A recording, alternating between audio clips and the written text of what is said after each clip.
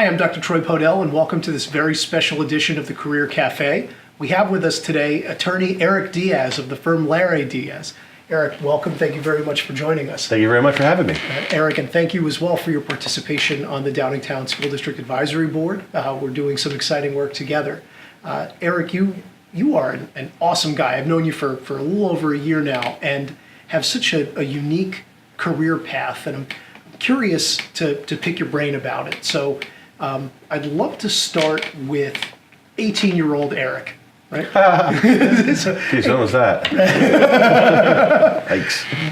So 18-year-old Eric is out the door, and what happens? Where do you go? What do you do? All right, so we're situated circa 1984, I'm pretty sure. So in 1984, I'm fresh out of Xavier High School, which is located in Lower Manhattan. And I've decided that I'm going to get out of the city. I'm going to get out of New York City. I'm going to go to this new world that's called New England. Ooh. I hear there are colleges up there, and that's what I'm going to do. So I decide to go to Holy Cross College, and we get into. I guess we did have a car at the time, but we're living in the Bronx, going to school in Manhattan, so we didn't have much need for a vehicle, but we had one. You just take the subway everywhere. You took the subway everywhere, yeah, or walked. So we pile into this yellow Toyota that was our family car, and we drive north, and we get to beautiful Worcester, Mass. Ooh.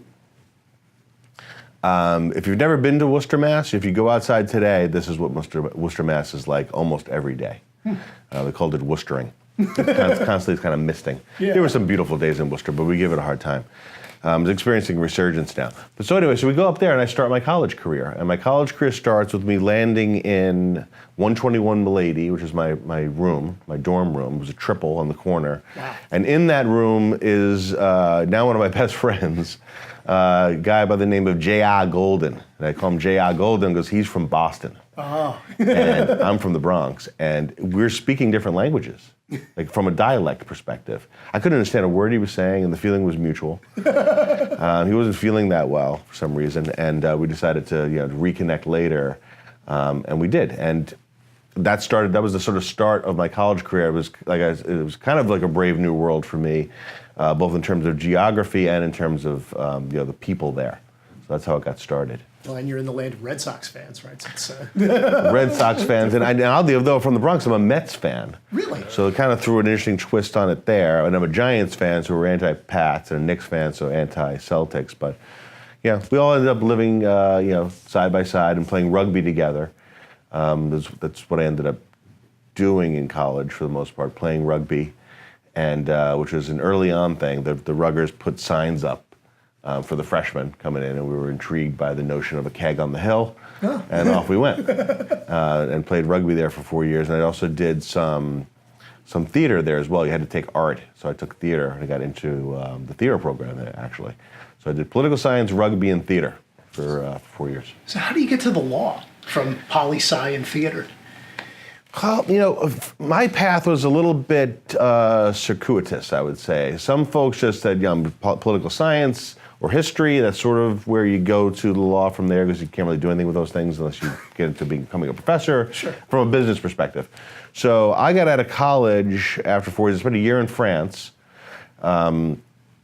just to throw a little twist into it in my junior year, and then got out senior year, graduated after my senior year, and didn't really know what I wanted to do with myself. So I figured, let me see how this acting thing goes. This could be interesting. And so what I did was I started doing NYU student films and improvisational theater. Ooh. Yeah. So I did improvisational theater at a place called CBGB's, which is old, you're nodding your head, rock and roll bar. Legendary. Yeah. Now it's unfortunately been turned into condos, which I think we're foreclosed on. Whatever. So I did improvisational theater and NYU student films, which translates into waiting tables and bartending for money. Sure. For about 5 years. And as I was doing that and quite enjoying it, I started to realize it was maybe not the best career path for me, since I wasn't doing a lot of the things that I needed to do to become a paid actor. I wasn't joining the unions. I wasn't quite sure which direction to go, although I was enjoying it. So maybe I should try to get into some form of business and see how, the rest of the world is working. And I thought the best way to approach that from sort of a 30,000-foot level would be the law. Because it seemed to me, as I was thinking about that, the law intertwines itself, for better or worse, into all areas of business. And if I could go to law school and figure that out, then maybe I could find some business that I might be interested in. So I decided I would go to law school, and my parents decided that I would pay for it. So I decided I would go to the only state law school in the great state of New York, which is University of Buffalo. Oh. So off I went to the University of Buffalo, where I was self-imposed exile for a few years to study law. And they make you overload a couple semesters at UB. So what I ended up doing was taking a summer class in my first year so that I could avoid getting a job and I wouldn't have to overload. And that summer class that I took was with probably the worst professor I've ever had, by far, actually. But the upside was he was a great real estate practitioner, and he was in the business of real estate.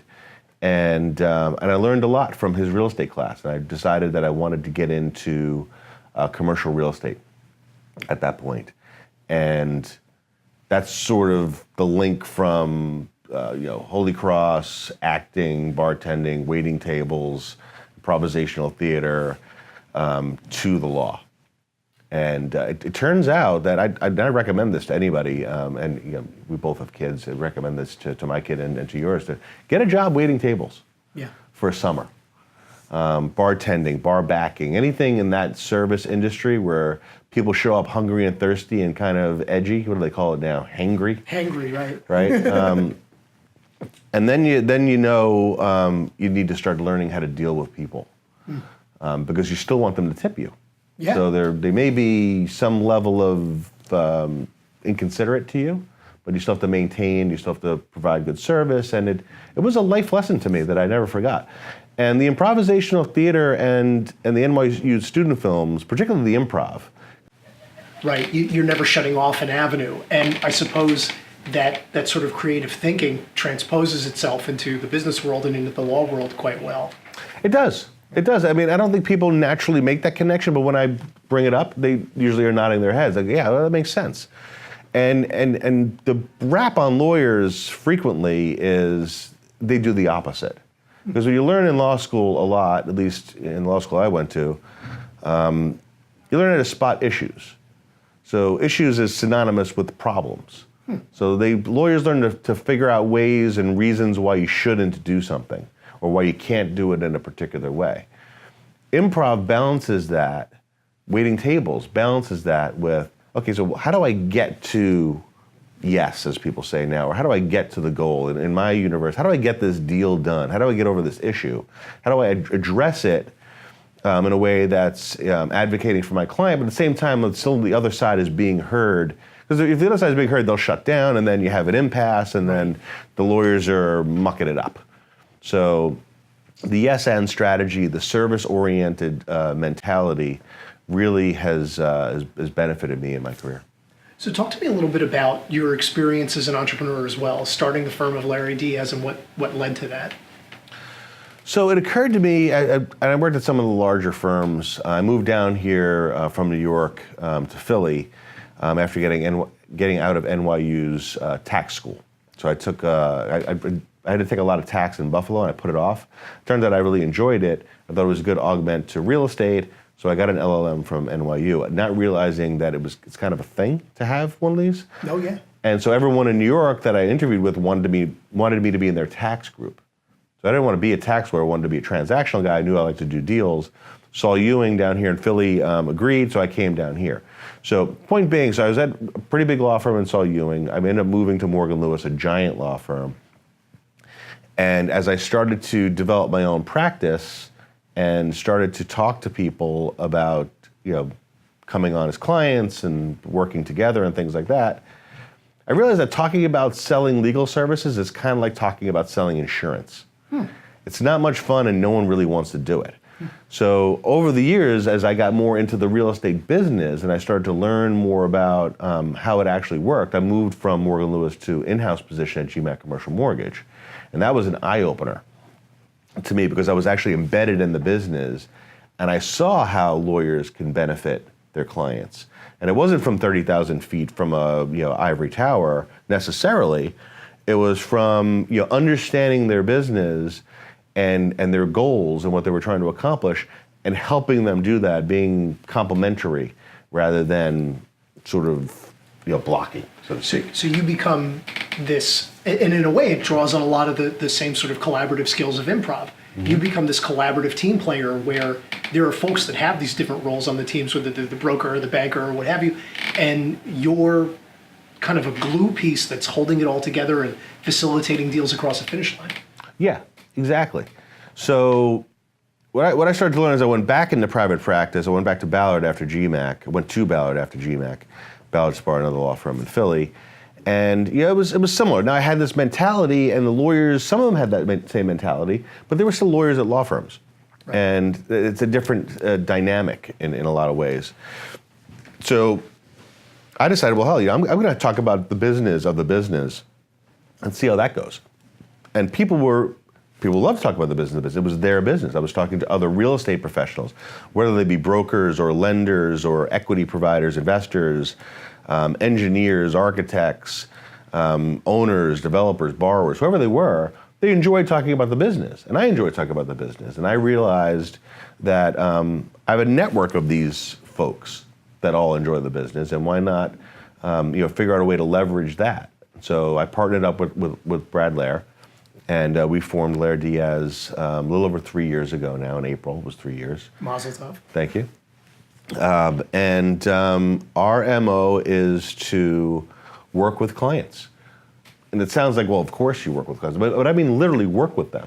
So, we have an hourly rate that we charge, but it varies because there's two of us, and we have an associate, but we make our decisions, on the fly. He doesn't need my approval, I don't need his. Just if it works, it works. So we'll say things to people like, well, what's your budget for this? And they usually do have a budget. They usually do have a line item legal budget. We say, well, that's ridiculously low. You need to bump that up a little bit, but we can work with you on it. We can create a payment plan for you. We could help you accomplish your business goals over the long term, and we would rather build a relationship with you than squeeze you for another $100. Everyone's a little bit annoyed, and we never do business again, and we got to start all over with another new client. Right. So that entrepreneurial spirit was sort of born of this perceived disconnect between lawyers and clients that I discovered at GMAC Commercial Mortgage, and an understanding and an enjoyment and a love for the business itself that comes out in these conversations, and then the facility to be able to then implement and execute on those ideas by working with clients rather than working for them, so to speak.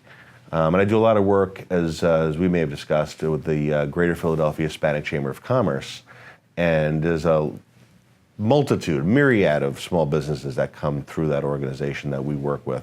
Hispanics are 3 times more likely to start a small business than any other group. Oh, wow. Yeah. Very entrepreneurial group, generally speaking. But they're probably half as likely to reach the $1 million mark. Because a lot of them will not get from, euphemistically, will not get from behind the counter. We work with a lot of bodegueros and supermarket owners and small retail type shops where they've got all the hats. Right. And they can't. Not a lot of delegation or scaling. Right? Scaling is it right there. So they can't scale, but there's not a lot of delegation. So therefore, it impedes their ability to scale. Huh. And your role then as advisor comes into play of being a solutions provider then, and saying, well, have you ever thought of, and is there somebody that you can trust with? And yeah, now, exactly. You and I are both involved in chamber work, and I'm curious, like, what started you down that path? Like, what motivated you to wake up and say, like, I'm going to join? Well, someone called me. Huh. It was the tax LLM, right? So someone saw that I had a tax LLM from NYU. Like, oh, you have a tax LLM from NYU? I was like, I do. And they said, well, could you come and speak to folks about tax? I said, no one wants that. But I just did. You don't dabble in tax law.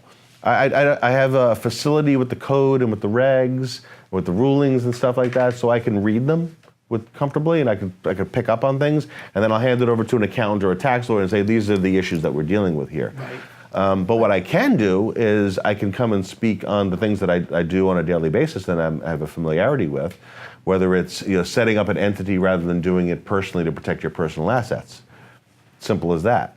Or understanding that you're signing agreements, written agreements, not because you don't trust your counterparty, just because it's better to document it and have it in writing so that when you forget, when perceptions were different, and you thought you said something but you actually wrote it down a different way, then you can go back to something that's binding and sort of static. Right. You can always change it if you want to, but you at least have a base to start from.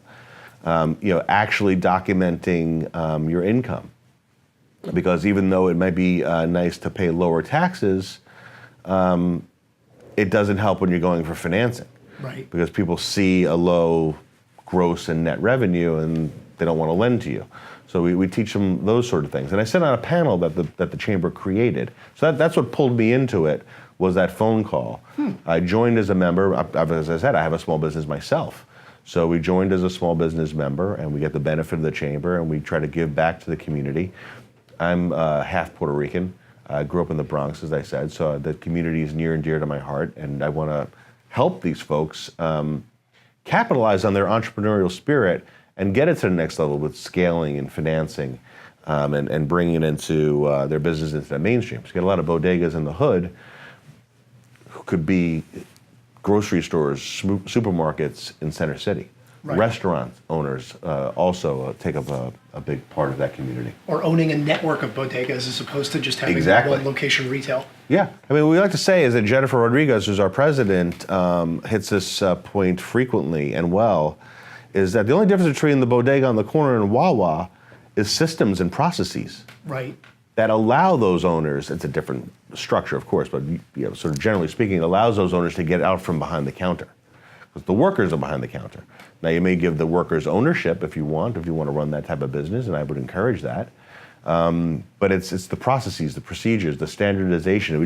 This is how we do it. Here's our pamphlet. Here's our handbook, whatever you want to call it. And you have a regular means to onboard and socialize employees and get them to figure out to do it your way. And yeah. Yeah, exactly. And it doesn't have to be all top down, at least in my view. Right. It could be that you solicit employee feedback on a regular basis and what's working, what's not working.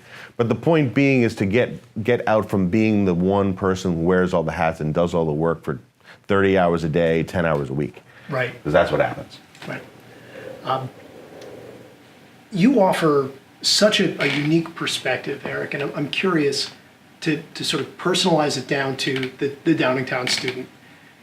Thinking back to 18-year-old Eric leaving home for the first time, what would you say to yourself now if you could grab 18-year-old Eric by the shoulders? That's a damn good question. Yeah, I would certainly say keep an open mind. I mean, I brought with me to New England a very New York-centric mindset. We all do. And I really was all about New York. And to a certain extent I still am, but differently. It was like New York is better than every place else. And what is this Maine vacation land place that you speak so highly of? It's so embarrassing now, the things that I would say to people from Maine, for example. Some of my best friends, now are from, that are up there. And I've had such good times, such a beautiful country that I didn't recognize being from, New York City.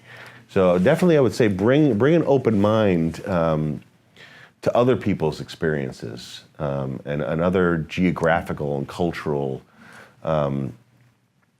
experiences, I guess, that people bring to bear, for sure. That's number one.